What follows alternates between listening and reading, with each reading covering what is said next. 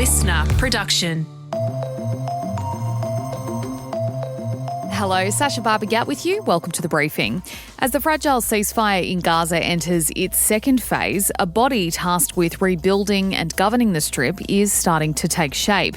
It's Donald Trump's Board of Peace, a board our PM has been invited to join, but is yet to respond. I think there is risk for a country like Australia joining a group like the Board of Peace, because once you're part of it, you're responsible for it. There are immense dangers in being captive to a Donald Trump vanity project, essentially. That deep dive into Donald Trump's Board of Peace and whether it's in Australia's best interest to join is coming up in the second half of this episode.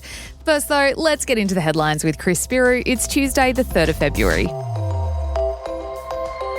Morning, Sash. Parliament is resuming today for the first full session in 2026. The pollies are back in Canberra and will attend the traditional ecumenical church service this morning ahead of what is expected to be a fiery question time to get the year underway. The coalition is looking likely to remain split on the floor of the House of Reps after a meeting of the Liberal and Nationals leaders failed to reach a resolution last night. That is right. Susan Lee and David Littleproud, who was fresh off surviving a leadership spill from Colin Boyce, had constructive talks but have not mended the alliance just yet, according to Deputy Leader of the Nats, Kevin Hogan. They have put some ideas to us. We responded to that. We're going to take some of those ideas to our party room too, so that we can agree with some of the guardrails of how they want it to operate going forward. And we want to do that in good faith, because if we do, or when we do get back together, we don't want to keep revisiting this. Notice that if we get back together, that was on ABC's 7:30. Hogan also confirmed that one of the sticking points is that Lee has not reversed her decision to accept the resignations of the 3 senators who crossed the floor to oppose Labor's hate speech bill. That is what triggered that second coalition breakup in 8 months, Chris. Yeah, and it's unlikely we'll see them back together before the first question time of the year, and that's something that Labor will be keen to point out, as Anthony Albanese did yesterday. I note that Married at First Sight begins tonight. And it's a bit like that with the relationships on the other side. You know they're going to end badly. I mean, that was a good one. Well done. burn. Well done. Good burn. That was the PM speaking to the Labor caucus there yesterday. Now, just staying with politics, but moving to South Australia, where former Liberal Senator Corey Bernardi has announced he'll run in the state election, but not for the Libs. Pauline Hanson confirming he will have a tilt for One Nation in the Legislative Council. Bernardi is the second polly to defect to the party following Barnaby Joyce's announcement late last year, and Labor is expected to comfortably win the election in late March there, but One Nation is running a candidate in every seat in the lower house to see whether recent polling success will lead to actual spots in Parliament. Yeah, well, it's a test, right? And that if that does translate on a state level, well, then One Nation will be looking ahead and going, how do we replicate this on a federal level? Sticking with politics, and our country's biggest political donors have been revealed, with one mining billionaire taking out the top spot. New data from the Australian Electoral Commission shows Clive Palmer's company Mineralogy spent $200 million on political campaigning in the 2024-25 financial year, donating $53 million of that to his party, Trumpet of Patriots, which failed to pick up a seat at last year's election. Yeah, and that amount specifically, $53 million, while less than half of what he spent at the 2022 election for his United Australia party to pick up one Senate seat. It does outpace the donations banked by both the major parties. So the Libs and Nats raised $35 million in combined political donations, while Labor brought in just under $30 million. Yeah, but when you combine those donations with other payments, like monies raised through fundraising events, subscriptions and taxpayer entitlements, the coalition collected a total of $221 million and Labor picked up $160 million. So, yeah, huge amounts coming in there too. As for the Greens, we know they pocketed almost $36 million, while One Nation got just over $3.3 million. So aside from Clive Palmer, whose money is being thrown around here? Well, the second largest donor was lobby group Coal Australia. It donated just under $5.4 million, giving $240,000 to the Libs and Nats and the remainder to other coal industry funded or mining advocacy groups. And it wasn't the only one allocating its spend this way. Climate 200, while donating around $700,000 to Teal Independent MP Nicolette Buller, has also spent more than $1.6 million on an environmental and climate news magazine that actually ran attack ads against Peter Dutton and Liberal candidates during the 2025 campaign. So it shows that it's not just a formal or a traditional donation, here's the money, Liberal Party, spend it however you want. They are using these other means to kind of get their political messaging ahead in other zones. Yeah, and that's something that experts were pointing out yesterday when these figures dropped. They said that the Labor Party is no stranger to spreading its message in this way through the unions. This third party campaigning on behalf of a party is very usual in Australian politics. But the thing is, they expect it to continue expanding and growing.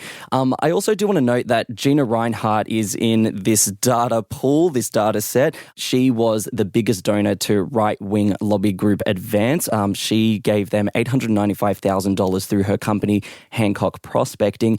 Now, that group also got around $650,000 from members of that secretive Christian sect, the Exclusive Brethren. So, as important as it is to look at the specific donors, it's also the groups and how their money's, trickling through to different parties. And it's worth noting as well, all of these are just the disclosures that we know about because of the rules around it. So there is actually a threshold where if a donor is giving less than $16,900, the party that received the donation doesn't have to declare who gave it to them. So around $138 million was given to across the parties in this so-called dark money. So we know the Libs got $75 million from unknown sources, Labor $37 million, and the Greens $20 million. So there's lots of money still being thrown around by groups that don't necessarily want people to know that they're giving to, political parties. Overseas now, and Donald Trump has threatened to sue Grammy's host Trevor Noah in a, you guessed it, late-night Truth Social post. The comedian who was hosting the show for the sixth and final time is in hot water with the US president after making this comment. That is a Grammy that every artist wants, almost as much as Trump wants Greenland. Which makes sense. Because Epstein's island is gone, he needs a new one to hang out with Bill Clinton, so... So in response, Trump posted, quote, "I can't speak for Bill, but I have never been to Epstein Island nor anywhere close, and until tonight's false and defamatory statement have never been accused of being there, not even by the capital fake news media." The quote continues, "Noah, a total loser, better get his facts straight and get them straight fast. It looks like I'll be sending my lawyers to sue this poor, pathetic, talentless dope of an MC and suing him for plenty of dollar signs." He did put dollar signs there in the post. The award show was dominated, though, by mentions of the US president. Nicki Minaj is not here. She is not here. She is still at the White House with Donald Trump discussing very important issues. Actually, Nikki, I have the biggest ass. I have it. Everybody's saying it, Nikki. I know they say it's you, but it's me. Wop, wop, wop. Look at it. Wow. Yeah. It's a good impersonation. It does really sound like the president there. Anyway, we also did hear from several artists who, use their acceptance speeches to speak out against ICE, and that was by a number of winning artists, including Billie Eilish and Bad Bunny. Before I say thanks to God, I'm going to say ICE out. Back home now, a new research has revealed heat waves stop us spending. Analysis of more than 200 million transactions made across Sydney, Melbourne and Adelaide on hot days between January 2023 and December 2024 found a $5.4 million daytime spending collapse. Now, this drop was mostly seen in the early to late afternoon on days above 35 degrees, Chris. The research also found spending bounced back between 6 p.m. and 11 p.m, and the study's authors say it shows intense heat is having an immediate short-term impact on consumer behaviour. Now, I don't know about you, but I am not leaving my house during a heat wave. So this makes perfect sense to me, really. Yeah, well, I have to do my grocery shopping on a Sunday, and we had a recent heat wave in Sydney. It was 40 degrees, and I just pushed ahead. I was like, I got to go do my grocery shopping. Yeah. I'm pushing ahead. The shopping centre that I go to was empty, which is crazy for a Sunday afternoon. I also found interesting in this study, they found that purchases of packaged liquor, so beer, wine, spirits, spiked by about 50% between 6 a.m. and midday on the day of a heat wave. Yeah. There's people being like, I want to, sit and have a beer this Savo, better go get my booze at 7 o'clock in the morning. While spending on dining did drop significantly between 3 p.m. and 6 p.m. on hot days, but had rebounded by 9 p.m. So, yeah, some really interesting stats. And it's not surprising, like you said, when it's hot, people want to stay home and keep cool. So, yeah, they're not spending cash. And we're taking you back to school for a moment, specifically the humble primary school canteen, with new data revealing that chicken nuggets are the most popular food for lunch orders.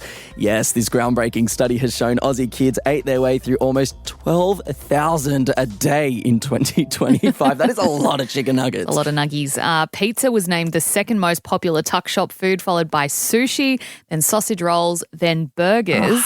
Now, the data from school canteen online ordering app Flexi Schools, side note, can you imagine ordering your lunch order through an app? Crazy. It also shows butter chicken is the fastest growing school lunch choice in Australia with more than 500,000 orders last year.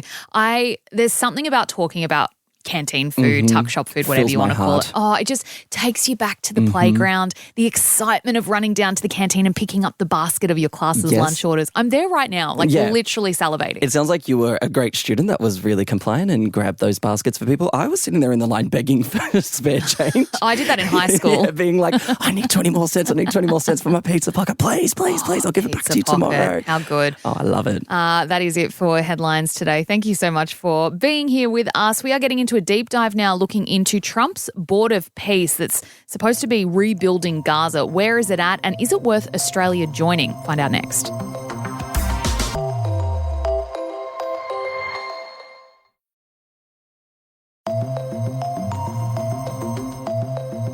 The world first learnt of Donald Trump's plan to oversee the reconstruction and governance of war-ravaged Gaza in September last year. My plan calls for the creation of a new international oversight body, the Board of Peace, we call it, the Board of Peace, sort of a beautiful name. It was framed as an integral part of his 20-point plan to end the conflict in Gaza, a conflict that has seen more than 70,000 Palestinians killed in Israeli attacks since October 2023.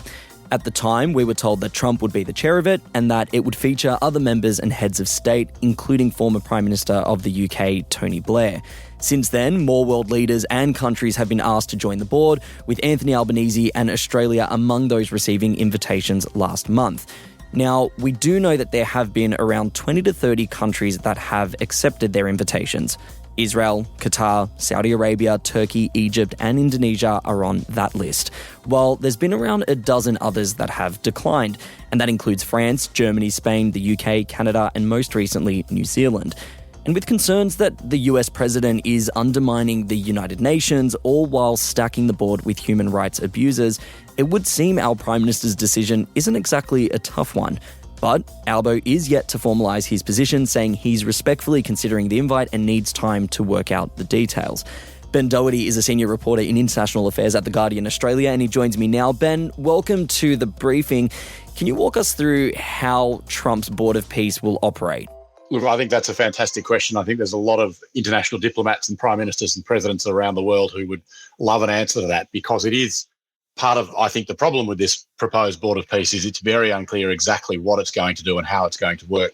The Board of Peace came into being late last year when it was given a narrow mandate by the UN Security Council, and we can have another discussion about the ineffectiveness of the Security Council, but it was given a narrow mandate to reconstruct Gaza. But what we're seeing now, when we're seeing the sort of terms of reference for this new Board of Peace, is Gaza isn't mentioned, and it's an incredibly broad remit to basically sort of roam the earth looking for problems that it wants to solve. One of the things we do know about the way it will work, it will answer to one person and one person alone, and that's Donald Trump. The power, the chairmanship for life, is vested not in the President of the United States, not in another position, but in the person of Donald Trump. This will be his personal Board of Peace, essentially. It's $1 billion. It's a pay-to-play enterprise. I've seen it described as the United Donations online, which I think is an excellent line I wish I'd come up with.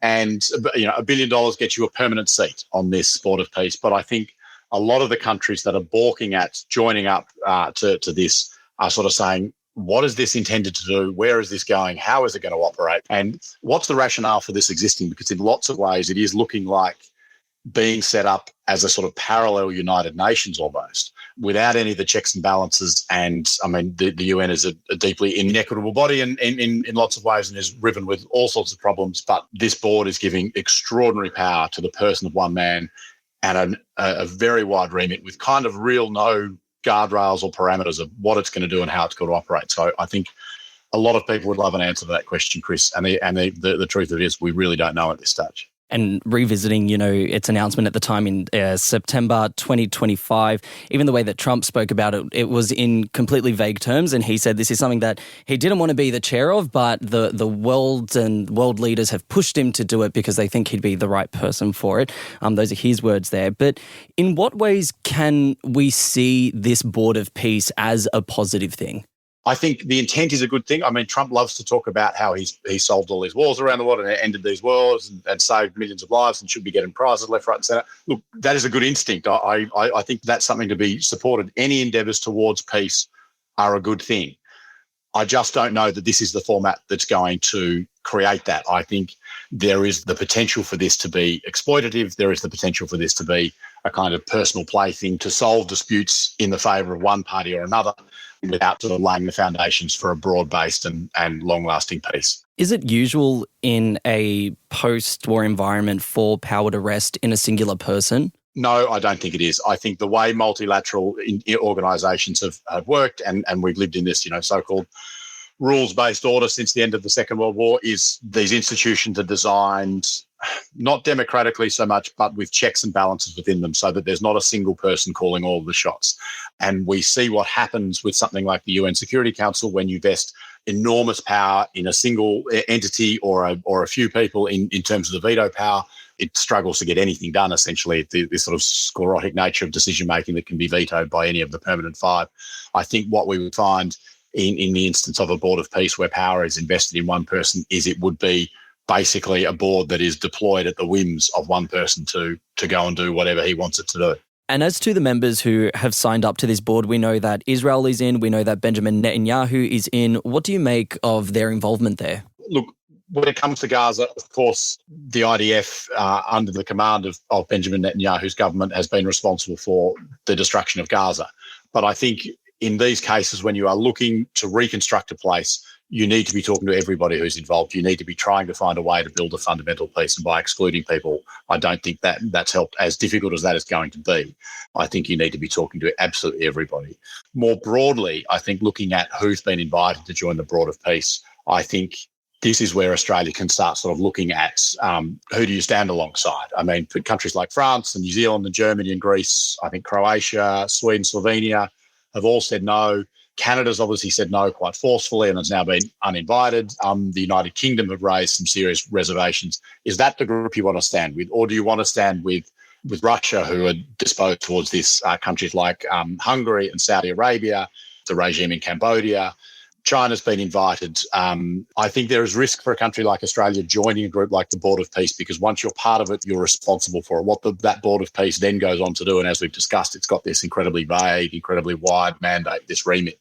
You're responsible for what it does. You're part of it. And I think that's going to be a difficult club for Australia to be part of. It's a kind of company you keep sort of argument. Politically in Australia, how is this being discussed? We know that the Greens' defence spokesperson, David Shoebridge, hasn't been its greatest supporter. We have a quote here from him saying that this board is effectively trying to sell Palestinian sovereignty. How else is it being discussed in Australian politics? Is there anyone that's in favour of this? There are people in favour of it. I think most of these conversations are happening behind closed doors, and I think that's for the reason of the kind of sensitivity around this. Australia's been very cautious. The Albanese government, generally as a rule, is a kind of cautious government.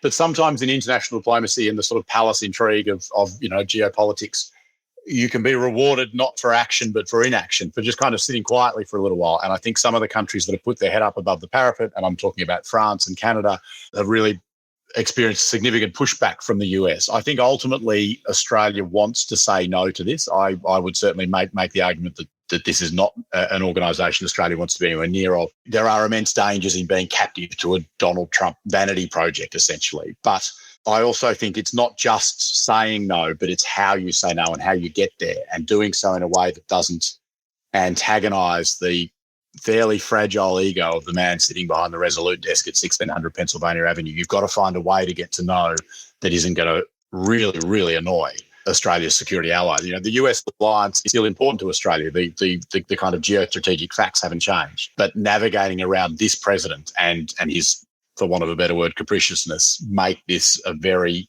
acutely sensitive time. So I think Australia will get to know, but it will get to know quietly, and it will get to know quite slowly, I think. Ben, before we let you go, I do want to ask you, you've called the board a vanity project of Donald Trump's. I'm curious to get your read on this. Do you think that in some ways this board of peace could be a negotiation tactic used by the president to put more pressure on bodies like the UN? Or do you think this is him genuinely trying to offer up an alternative to established orders and things that we know like the UN?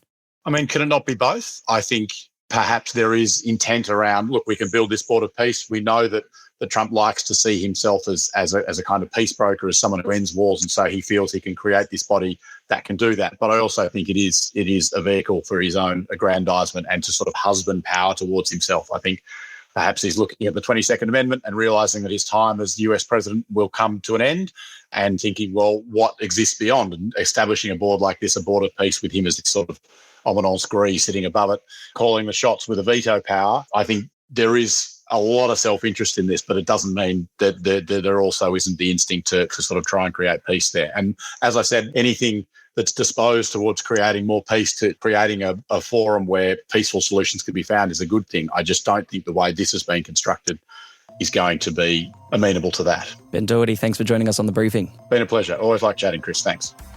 That was senior reporter in international affairs at The Guardian Australia, Ben Doherty, speaking with me there. And that is it for this episode of The Briefing. If you learned something new in this episode, why not flick it over to a mate? And while you're there, leave us a rate and a review. Every rating and every comment helps us out immensely. I'm Chris Spyrou. I'll catch you next time.